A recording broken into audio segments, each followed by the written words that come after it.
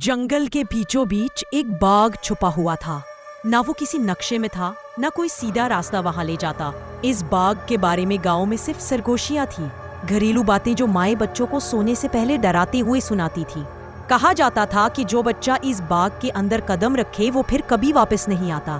اس کے ماں باپ صرف اس کی آوازیں سنتے ہیں، ہوا میں بکھری ہنسی یا درختوں کے بیچ سے نکلتی کوئی آہٹ، جیسے بچہ اب بھی کہیں آس پاس ہو، لیکن وہ ہوتا نہیں۔ بڑے بوڑھے کہتے تھے کہ کئی سال پہلے ایک چڑیل نے اس باغ پر قبضہ کر لیا تھا۔ وہ پہلے ایک معمولی عورت تھی جو مٹھائیوں سے بچوں کو بہلاتی اور خوشیاں بانٹتی تھی، مگر ایک دن اس کے اپنے بچے اچانک لاپتہ ہو گئے۔ وہ پاگل ہو گئی، پھر وہ عورت بدل گئی۔ اس کی آنکھوں میں سرخی تھی، چہرے پر جھریاں نہیں، دراڑیں تھیں۔ اس نے باغ کو ایک قید خانے میں بدل دیا۔ وہ اب بچوں کو صرف بہلاتی نہیں تھی، انہیں اپنے باغ کا حصہ بنا لیتی تھی۔ کبھی کوئی بچہ پھول بن جاتا، کبھی درخت، کبھی وہ مٹی جس پر دوسرے بچے کھیلتے، اور سب میں وہی خاموش چیخیں، وہی مقید روحیں۔ سب کچھ دکھنے میں دلکش اور اندر سے سراسر سیاہ۔ باغ ہر دن اور خوبصورت ہوتا جا رہا تھا، مگر ساتھ ہی اور بھی شفاف۔ وقت گزرنے کے ساتھ گاؤں والوں نے باغ کے آس پاس جانا چھوڑ دیا۔ بچوں کو سختی سے منع کیا جاتا کہ جنگل کے اندر نہ جائیں۔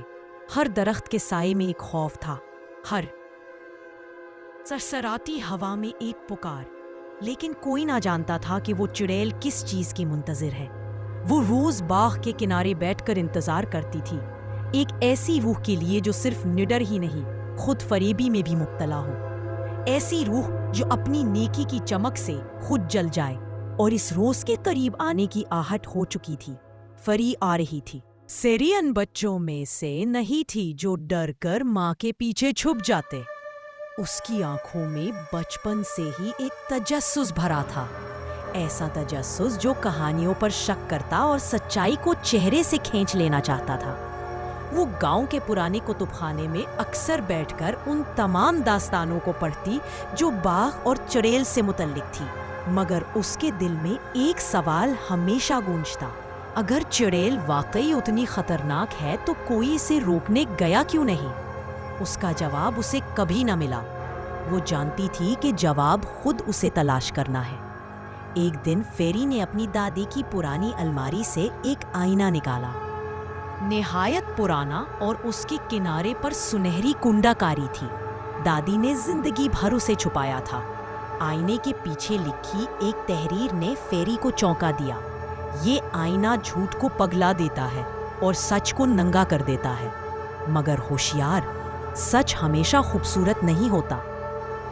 اسی آئینے نے فری کے دل میں امید جگا دی: اگر یہ آئینہ واقعی سچ دکھاتا ہے تو میں چڑیل کی حقیقت سب کے سامنے لا سکتی ہوں۔ وہ بولی۔ اس نے تیاری کی، اپنے دل کو مضبوط کیا، اپنی ماں سے جھوٹ بولا کہ وہ پہاڑیوں کی طرف پڑھنے جا رہی ہے، اور ایک پرانا تھیلا اپنے کندھے پر لٹکایا جس میں صرف 2 چیزیں تھیں، وہ آئینہ اور ایک چراغ۔ جنگل کے کنارے کھڑے ہو کر فری نے آخری بار پیچھے مڑ کر گاؤں کو دیکھا۔ آسمان سرخی مائل تھا، جیسے سورج نے بھی خوف سے اپنا چہرہ چھپا لیا ہو۔ درختوں کی چھاؤں لمبی ہو گئی تھی اور ہوائیں خاموش تھیں۔ اب یا کبھی نہیں، وہ خود سے بولی، اور قدم آگے بڑھا دیا۔ اسے معلوم نہ تھا کہ وہ جس راہ پر چل پڑی ہے وہ صرف اس کے جسم کو نہیں، اس کی روح کو بھی بدل دے گی۔ جنگل میں داخل ہوتے ہی اسے لگا جیسے وقت سست ہو گیا ہو۔ پرندے خاموش تھے، درختوں کے پتے بالکل نہ ہلتے تھے، اور جب پہلی بار باغ کی خوشبو اس کی سانسوں میں اتری تو وہ ایک پل کو مسکرائی۔ مگر فری نے اپنا فیصلہ کر لیا تھا، وہ واپس نہ جائے گی جب تک سچ کی دھند صاف نہ ہو جائے، چاہے وہ دھند اسے نگل ہی کیوں نہ لے۔ فری نے جب پہلی بار باغ کی جھلک دیکھی تو اسے ایک پل کو اپنی آنکھوں پر شک ہوا۔ سامنے ایک خواب سا منظر تھا، دروازے کی جگہ پگھلی ہوئی دھند تھی، جیسے فضا خود پھٹ کر راستہ دے رہی ہو۔ درختوں کے پتے چمک رہے تھے جیسے وہ سونا ہو، اور زمین پر بچھی گھاس اتنی ہموار تھی جیسے کسی نے برسوں اسے سنوارا ہو۔ مگر فری کی سانس رک گئی، نہ صرف منظر کی خوبصورتی سے بلکہ اس سکوت سے جو بے جان نہیں بلکہ خوفناک حد تک توجہ کھینچنے والا تھا۔ آوازوں کی غیر موجودگی چیخ کی طرح سنائی دیتی تھی۔ باغ کے کنارے ایک پرانا بینچ تھا، اس پر ایک چھوٹی سی گڑیا بیٹھی تھی۔ اس کا چہرہ ٹوٹا ہوا تھا، ایک آنکھ نکلی ہوئی اور کپڑے مٹی میں بھیگے ہوئے۔ فری نے نظریں ہٹانے کی کوشش کی مگر اس گڑیا کی طرف سے کچھ کھینچنے لگا، جیسے وہ پکار رہی ہو، آگے بڑھو۔ ایک سرگوشی سی ہوا میں گونجی۔ آواز باہر سے نہیں، فری کے اندر سے آئی۔ وہ آئینہ جو فری نے ساتھ رکھا تھا اس کے تھیلے میں کانپنے لگا۔ اس نے باہر نکالا تو آئینے کی سطح دھندلی ہو چکی تھی۔ اس میں باغ کی تصویر واضح نہ تھی بلکہ بے ترتیب سائے اور گھومتے چہرے۔ فری نے آئینے کو پیچھے کر دیا۔ دروازے کی جگہ جو دھند تھی اس میں قدم رکھتے ہی اسے ایک جھٹکا محسوس ہوا، جیسے اس کے جسم سے کوئی پرت اتر گئی ہو۔ دھند اس کے کانوں میں سرسرائی، سچ تم چاہتے ہو؟ قیمت بھی دو گے؟ فری نے دانت بھینچے اور اندر قدم رکھ دیا۔ دھند پیچھے سے بند ہو گئی، اب واپسی کا کوئی راستہ نہ تھا۔ باغ میں داخل ہوتے ہی اس نے محسوس کیا جیسے ہر درخت اس کا مشاہدہ کر رہا ہو۔ ہوا نرم تھی مگر اس میں کچھ ایسا تھا جو چبھتا تھا۔ ایک معصوم سا کہکہا دور کہیں سنائی دیا، لڑکی یا شاید لڑکے کا، مگر اس میں جو اداسی چھپی تھی وہ فری کے دل میں کانٹے کی طرح پیوست ہو گئی۔ ایک قدم، ایک سانس، ایک اور دھندلا اشارہ، اور فری باغ کی دہلیز پار کر چکی تھی۔ باہر کی دنیا اب ایک یاد بن چکی تھی۔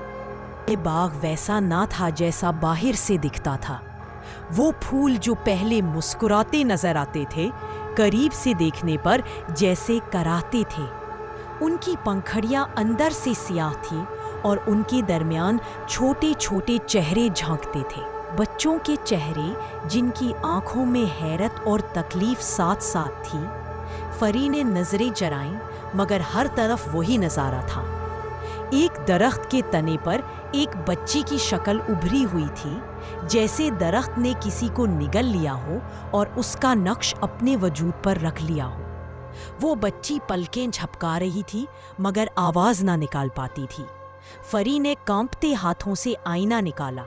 آئینے نے پہلے تو دھند دکھائی، پھر آہستہ آہستہ منظر واضح ہونے لگا۔